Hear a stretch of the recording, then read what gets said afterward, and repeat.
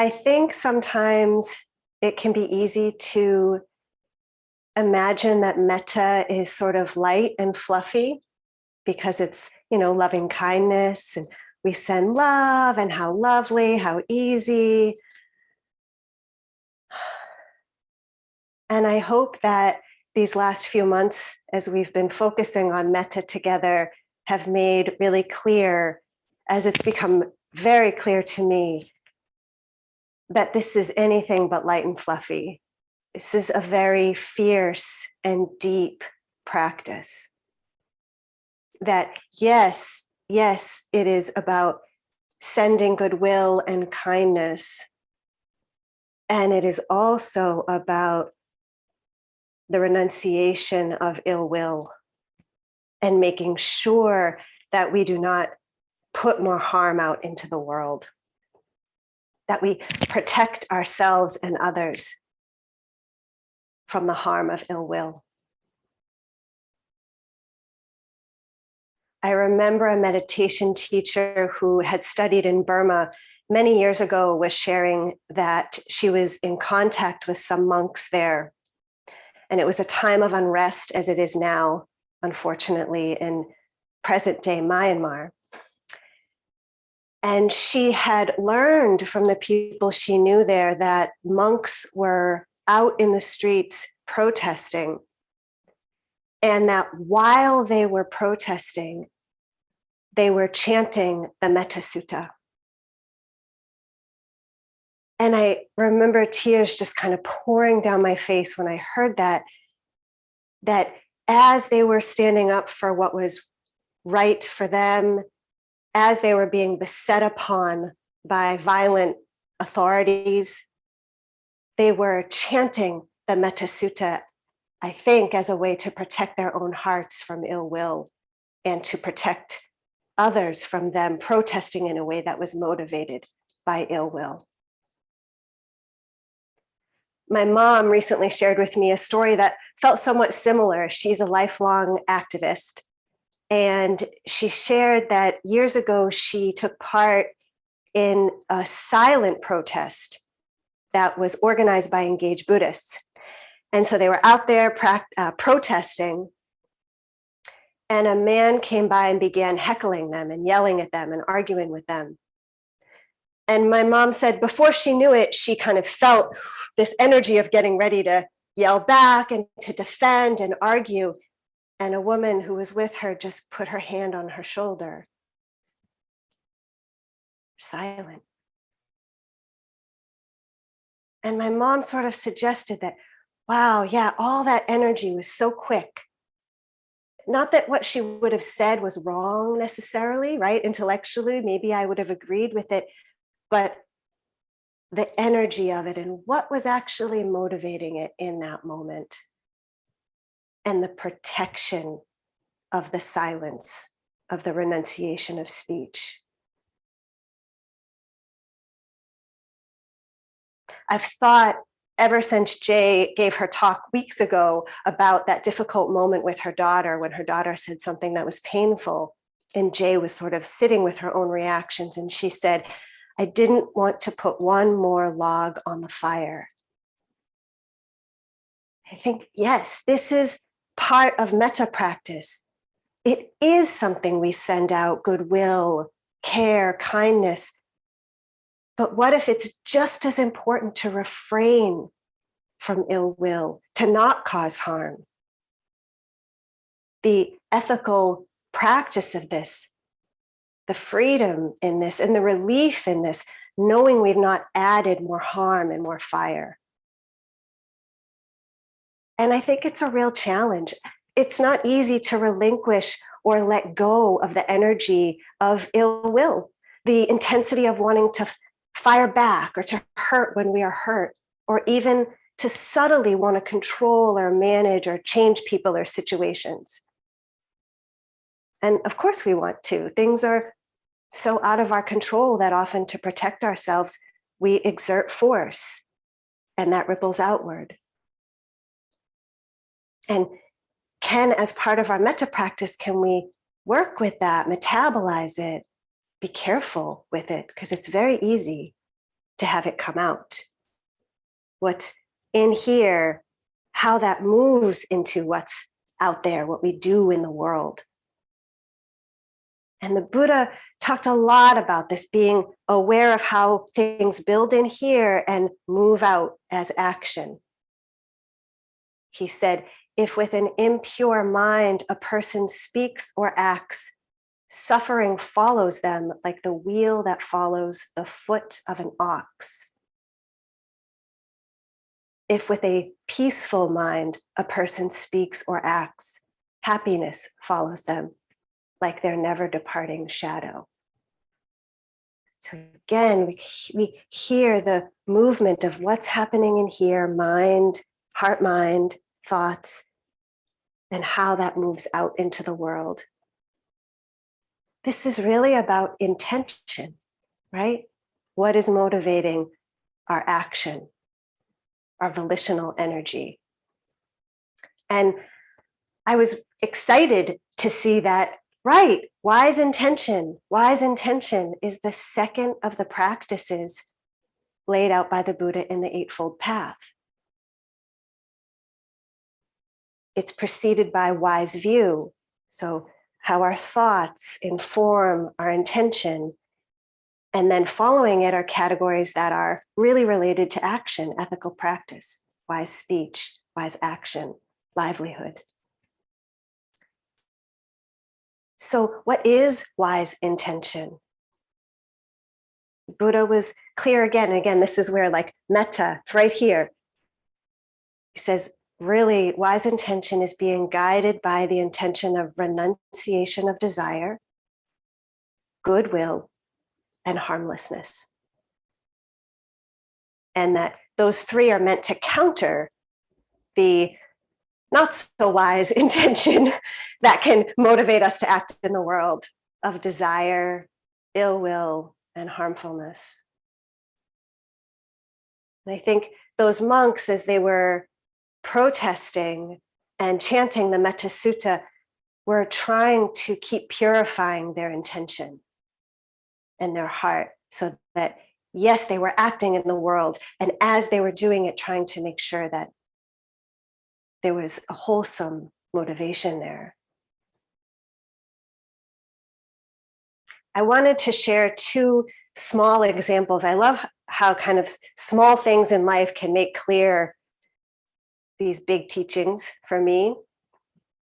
So both are from this week. The first, I was meditating and my partner was downstairs moving things from one room to the other because we were sort of shifting one room to the other. And this is a task that I really don't like to do. I was grateful that she was doing it. So I'm meditating and it's right downstairs that this is happening. Both doors happen to creak and slam very easily. So if you can imagine sitting and you hear creak, slam, da, da, da, creak, slam, da, da, da, creak, slam, da, da, da, creaks. I mean, just on and on and on. And, you know, I was kind of just with it and unpleasant sound. Okay, well, I'm doing pretty good with this. Patting myself on the back and, you know, not too long. And it began to shift into kind of more unpleasant state, feelings, thoughts. As Lee talked about, proliferation of thoughts started to build, and I started to notice a story forming.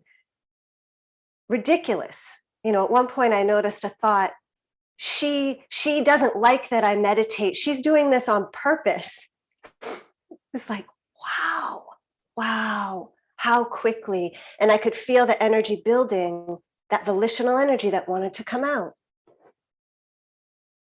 To, you know, say something, get mad.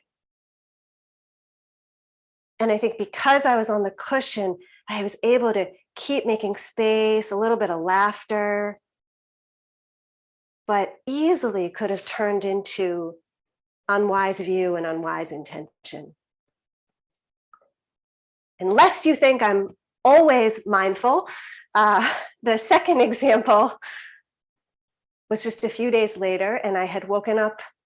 I hadn't slept well, so I was already tired.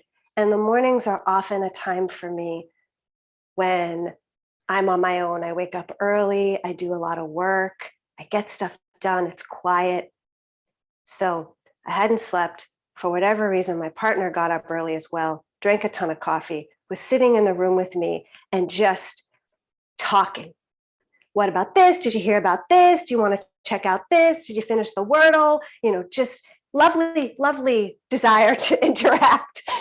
And I'm trying to type, and I could feel myself getting tenser and more tight and uncomfortable and torn, trying to be there, but not really. And I just want to do my work.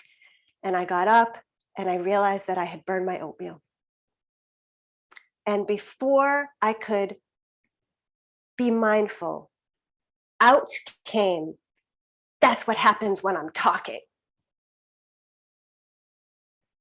That's what happens when I'm talking.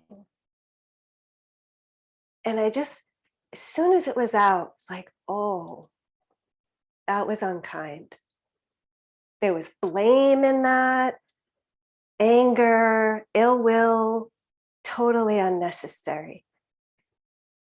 And I was able to apologize right away, really acknowledge that was not skillful.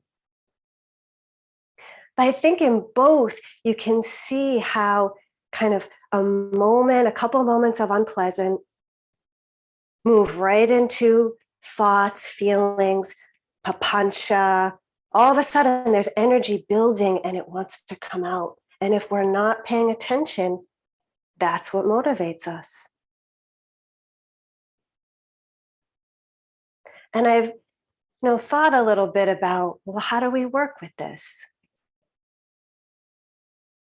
I think first, and the Buddha taught this very clearly, we want to think about what wise intention is and what we're being motivated by. Are we being motivated by desire, ill will? Is what we're about to do, could it cause harm in any way? We want to bring wise reflection to that. And he taught that we want to do that before we take action, while we're taking action, and after we've taken action, which I think is so cool. We can always be noticing the impact of intention. My colleagues have talked a lot in the last few weeks also about bringing kindness toward our inner experience when it's difficult. And I think that's incredibly important. And Jay's going to talk more about that on Wednesday. I think sometimes about Susan's encouragement to give what's arising a wide pasture.